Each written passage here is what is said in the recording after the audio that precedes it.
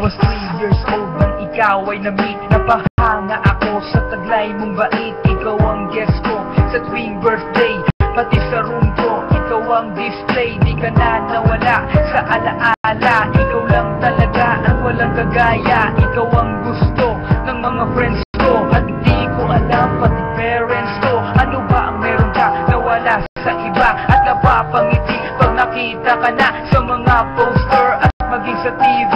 Inaabangan ng iyong movie. Bata pa ako noon nang maramdaman ko to. Ayoko ng iba, ikaw ang gusto ko. At sa aaminin ko, maniwala ka, mas gusto kita kaysa kay Darna.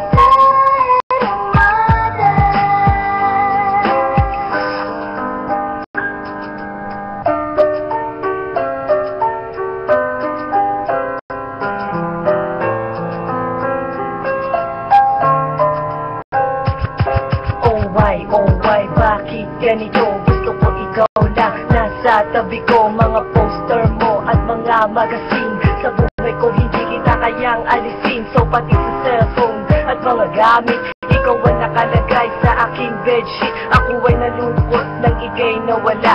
Ano ba ang mali na aking nagawa? Pakiusap naman kahit na sandali, para lang mapawi ang mga pingali at muling umiti at di na umiyak. Magpakita ka lang, gusto kong matiyak na buhay ka pa rin at ika'y malakas. Gumawa ka ulit ng mga palabas, at kapag bumalik, ngingiti na pusa, at hindi ako magmamahal ng pusa.